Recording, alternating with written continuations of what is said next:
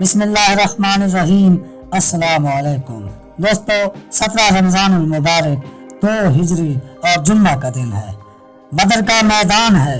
ایک طرف 313 کا لشکر ہے جس کے پاس نہ دولت ہے اور نہ ہتھیاروں کی بہتات ہے، بس ایک سالار ہے جو دنیا کا بہترین سالار ہے، اور وہ ہے محمد رسول اللہ صلی اللہ علیہ وآلہ وسلم۔ جبکہ دوسری طرف ہزاروں کا لشکر ہے جس کے پاس مال و دولت ہے، ہتھیار ہیں اور سامان عیاشی بھی وافر مقدار میں موجود ہے۔ دوستو، تاریخ گواہ ہے کہ حق والے ہمیشہ تعداد میں کم مگر ایمان میں سب پر بھاری واقع ہوئے ہیں۔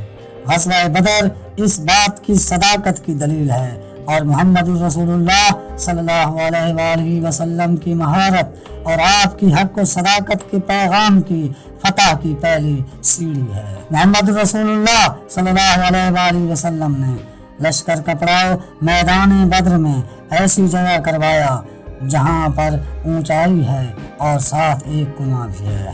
جنگی حکمت عملی کے تحت آپ صلی اللہ علیہ وآلہ وسلم نے بہترین جگہ اور بہترین موقع کا انتخاب فرمایا ہے۔ دوستو، جنگ کا آغاز ہونے سے پہلے اللہ کے آخری نبی محمد رسول اللہ صلی اللہ علیہ وآلہ وسلم نے اپنے مبارک ہاتھ دعا کے لیے بلند فرمائے اور اللہ کے حضور یہ دعا فرمائی جس کا مفہوم ہے کہ اے اللہ، یہ اہل حق ہیں جو تیرے نبی کے حکم پر تیرے دین کے دشمنوں سے لڑنے آئے ہیں۔ اے اللہ، اگر یہ مٹھی بھر جانثار آج اس دنیا میں نہ رہے تو تیرے دین کی تکمیل کا مرحلہ رک جائے گا اور تیرا نام لیوا کوئی نہ ہوگا۔ اے اللہ، اپنے راستے پر چلنے والے ان پیارے بندوں کی مدد فرما۔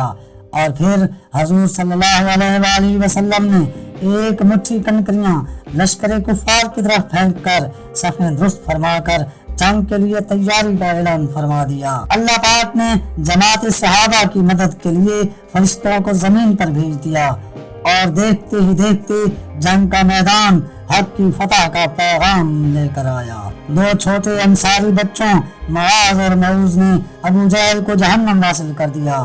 عتبہ اور امیہ بھی اس جنگ میں مارے گئے۔ 70 کفار قیدی بنا لیے گئے۔ اللہ کے کرم سے اہل حق کو فتح نصیب ہوئی اور کفر کو ناکامی کا منہ دیکھنا پڑا۔ اس فتح سے عربوں پر اسلام کا روپ پیدا ہو گیا اور اسلام تیزی سے سرزمین عرب کو سرفراز کرنے لگا۔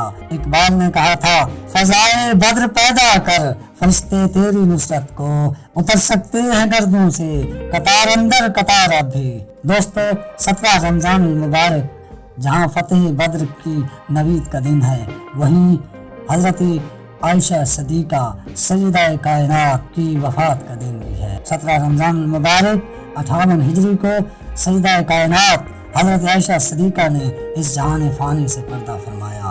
حضرت عائشہ صدیقہ حضرت ابوبکر صدیق کی صاحبزادی ہیں، اور آپ کی خواہش پر اللہ تعالیٰ نے امت کو نبی کی بیویوں کی اولاد قرار دیا۔ ام المومنین حضرت عائشہ صدیقہ کی پاک دامنی کی گواہی قرآن پاک نے خود دی ہے، جس پر آپ اکثر خوشی کا اظہار بھی فرمایا کرتی تھیں۔ آپ نے عورتوں کے مسائل کے بارے میں حضور صلی اللہ علیہ وآلہ وسلم سے متعدد روایات کی ہیں۔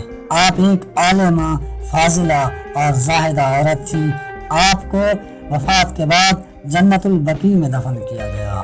دوستو، اس ویڈیو کو لائک کریں، چینل کو سبسکرائب کر لیں اور بیل کا نشان دبا دیں، اور اسے اپنے دوستوں میں شیئر کریں۔